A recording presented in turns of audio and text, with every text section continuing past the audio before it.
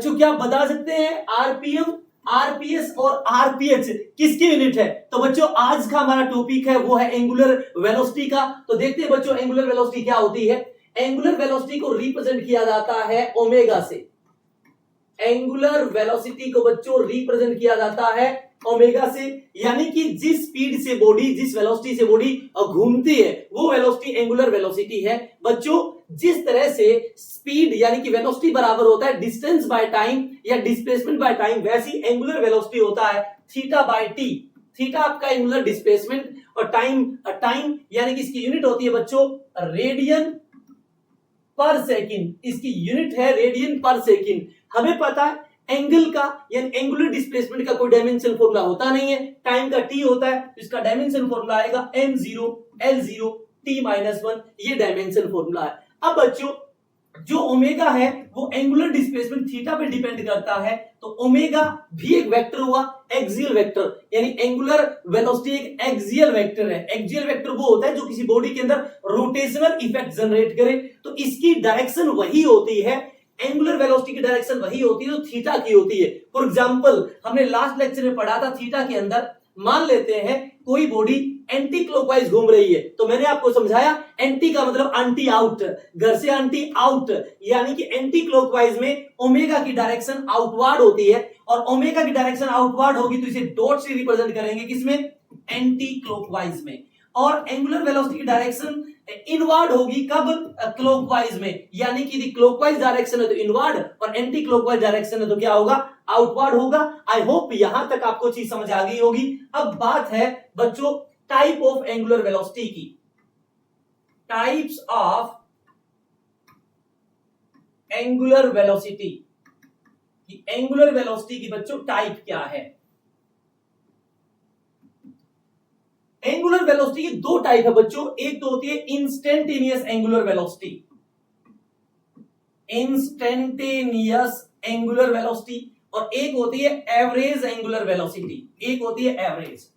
बच्चों इंस्टेंटेनियस का मतलब होता है किसी इंस्टेंट पे, किसी पर्टिकुलर टाइम पर, यानी कि जब भी एंगुलर वेलोसिटी पूछे और टाइम के आगे एट या इनिशियल आ जाए, टाइम के आगे एट या इनिशियल आ जाए, इनिशियल का मतलब होता है at t is equal to 0, at t is equal to 0, तो हम बात करते हैं इंस्टेंटेनियस की। तो जो इंस्टेंटेनियस होता है उसके लिए टाइम के आगे एट आता है तो इसकी पार्टिकुलर वैल्यू आएगी, तो इसका मतलब इंस्टेंटेनियस जो एंगुलर वेलोसिटी है ओमेगा इज इक्वल टू क्या होगा बच्चों, D theta by D T, यानी कि differentiation of angular displacement with respect to time, ये आपकी इंस्टेंटेनियस एंगुलर वेलोसिटी है।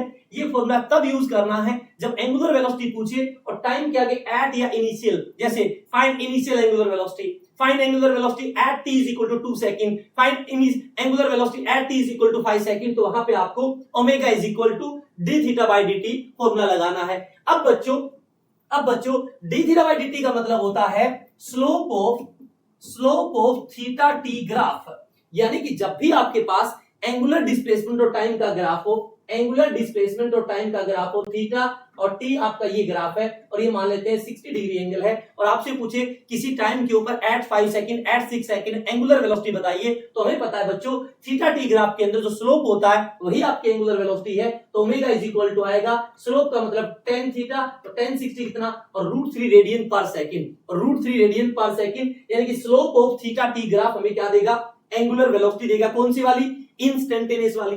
बच्चों यहां से हम एक इंफॉर्मेशन और कलेक्ट कर लेते हैं, डी थीटा को क्या लिख सकते हैं, डी थीटा को लिख सकते हैं omega into dt, omega into dt।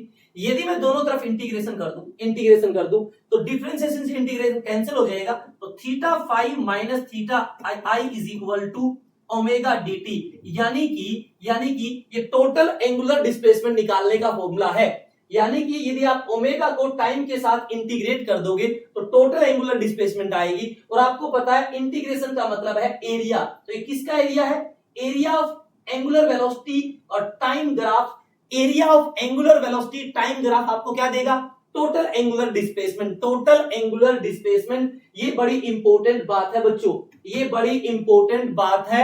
I hope आपको यहां तक चीज समझ आ गई होगी। अब बारी है एवरेज एंगुलर वेलोसिटी की। अब एवरेज एंगुलर वेलोसिटी क्या होता है, एवरेज एंगुलर वेलोसिटी होगा total total displacement by total time, total displacement by total time. अब हमें पता है टोटल डिस्प्लेसमेंट तो ये रहा थीटा फाइव माइनस थीटा इनिशियल, तो इसको लिख सकते हो थीटा फाइव माइनस थीटा इनिशियल डिवाइड में total time T final minus T initial.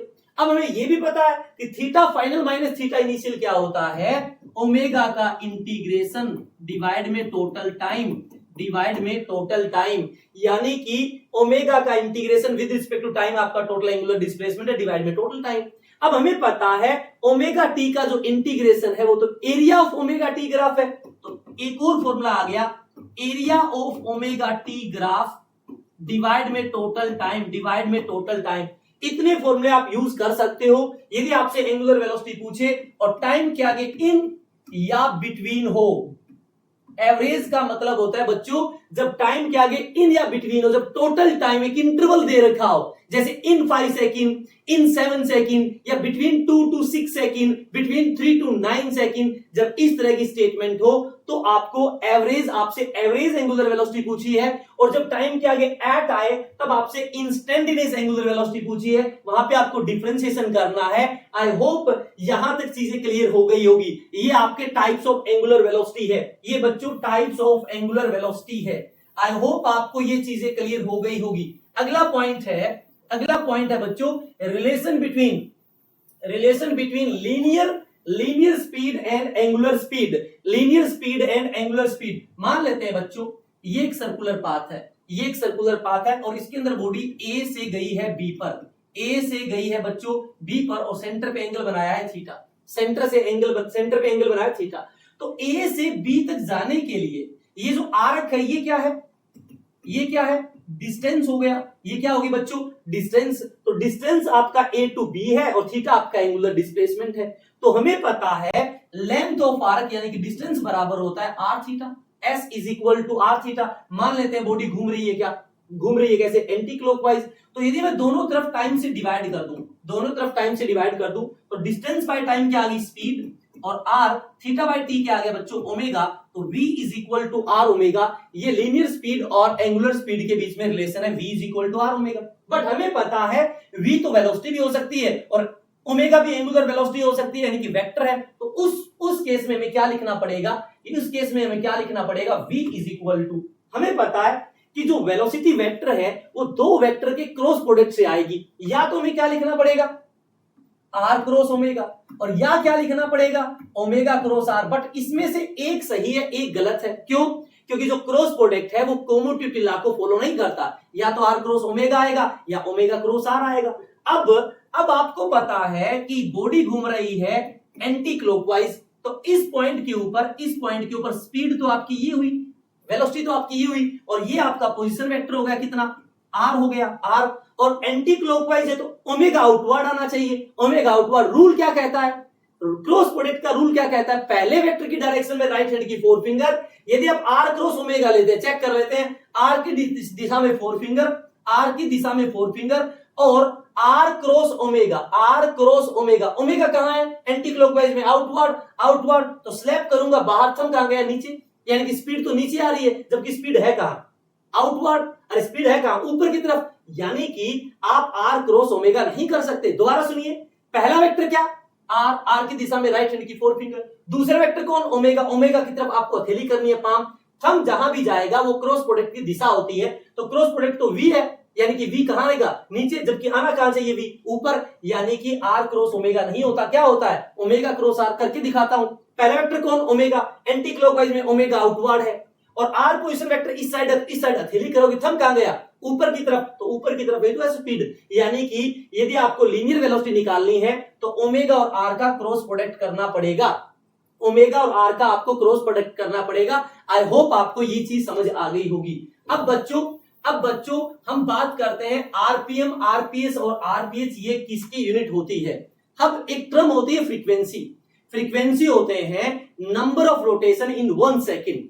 Frequency होता है बच्चों number of rotation in 1 second. अब मैं आपको कहूं कि F R number of rotation, F R number of rotation in time is equal to 1 second. तो इस एफ को तो मैं फ्रीक्वेंसी बोलूंगा।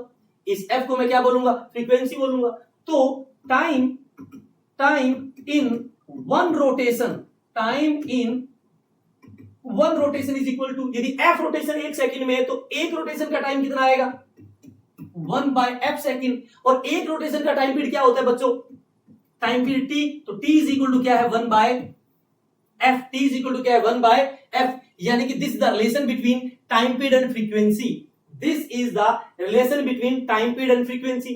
अब ये f क्या है, number of rotation in 1 second. तो जैसे आरपीएम है, आरपीएम का है रिवॉल्यूशन पर मिनट, तो मिनट को आप क्या बना सकते हो, सेकंड, नीचे 60 सेकंड कर देंगे। तो आरपीएम हुआ रिवॉल्यूशन पर मिनट, आरपीएच हुआ रिवॉल्यूशन पर आर, आरपीएस हुआ रिवॉल्यूशन पर सेकंड। ये सारी की सारी जो वैल्यूज है, जो यूनिट है, वो आपकी यूनिट फ्रीक्वेंसी की होती है, वो यूनिट आपकी फ्रीक्वेंसी की होती है। तो आरपीएम, आरपीएस ये यूनिट किसकी होती है बच्चों, फ्रीक्वेंसी की। मैं कहूं कि एक सर्कुलर पाथ है और इसके ऊपर बॉडी ने टी टाइम के अंदर एक रोटेशन कंप्लीट कर लिया, तो मैं आपसे पूछूं एंगुलर वेलोसिटी बताओ, तो यहां से ओमेगा बराबर कितना आएगा, टोटल टाइम टी है तो एवरेज ही पूछी होगी, तो ओमेगा कितना 2 पाई बाय टी। तो यानी कि angular velocity total displacement divide में टोटल टाइम, एंगुलर डिस्प्लेसमेंट एक रोटेशन का 2 पाई और टाइम कितना टी, तो मुझे पता है 1/t तो फ्रीक्वेंसी होती है, तो omega is equal to 2 pi F, omega is equal to बच्चों कितना, 2 पाई एफ। ये आपका एंगुलर वेलोसिटी और फ्रीक्वेंसी के बीच में बच्चों क्या है, रिलेशन है। आई होप आपको ये चीजें क्लियर हो गई होगी। अब देखते हैं इसके ऊपर सवाल, अब देखते हैं बच्चों इनके ऊपर सवाल। Angular displacement of object theta is equal to this, then find angular speed, find angular speed. अब इसने ये तो पूछा नहीं किस टाइम के ऊपर, तो हमें पता है बच्चों omega is equal to D theta by D T, तो ये हो जाएगा 2t प्लस में 2, आपका आंसर है। बट ये तब है जब टाइम के आगे एट होता, बट ऐसा कुछ तो दिया नहीं, तो हो सकता है यहाँ पे एवरेज पूछे, तो एवरेज निकालने के लिए क्या होगा, theta final minus theta initial divide में T final minus T initial. अब हमें क्या करना है, थीटा फाइनल तब आएगा जब यहां पर टाइम की जगह फाइनल टाइम पुट कर देंगे, और थीटा इनिशियल तब आएगा जब यहां पे टाइम की जगह थीटा टाइम इनिशियल पुट कर देंगे, तो आपका आंसर आ जाएगा। आई होप आपको ये चीज समझ आ गई होगी। Object complete 7 rotation in 22 second on circular path of radius 1 metre, then find the angular speed. बच्चों हमें पता है 7 रोटेशन कंप्लीट किया है और एंगुलर स्पीड पूछा है, टाइम दे रखा है 22 सेकंड, तो ओमेगा इज इक्वल टू होता है बच्चों थीटा बाय टी। तो 7 रोटेशन, एक रोटेशन में 2 पाई का एंगल होता है, तो 7 में कितना होगा, 14 पाई का होगा, और डिवाइड में टोटल टाइम कितना आया, 22 सेकंड आया। तो इसको लिख सकता हूं 14 डिवाइड में 22, और पाई होता है 22/7, तो 7 से गया 2 पे, तो आंसर आ गया 2 रेडियन पर सेकंड। आई होप आपको चीज क्लियर हो गई होगी। Angular speed of A fly wheel making 120 revolution पर मिनट, तो हमें पता है ओमेगा इज इक्वल टू होता है 2 पाई एफ। हमें पता है ओमेगा होता है 2 पाई एफ, तो 120 रिवॉल्यूशन पर मिनट है, तो 2 पाई और फ्रीक्वेंसी की वैल्यू है 120 रिवॉल्यूशन पर मिनट, मिनट का मतलब है 60 सेकंड, 60 से गया 2, तो आंसर कितना आया, 4 पाई रेडियन पर सेकंड। आई होप आपका ये सवाल भी क्लियर हो गया होगा। अगला सवाल, speed of an object moving in circular path of radius 10 metre, radius बच्चों कितनी, 10 मीटर है, एंगुलर स्पीड कितनी, 2 रेडियन पर सेकंड है, स्पीड पूछा है v is equal to omega R, omega 2 R आपका 10, तो आंसर कितना आया, 20 मीटर पर सेकंड। आई होप ये सवाल आपका क्लियर हो गया होगा। बच्चों अब आपको क्या करना है, जल्दी से कमेंट करके बताइए angular velocity of hour hand of watch,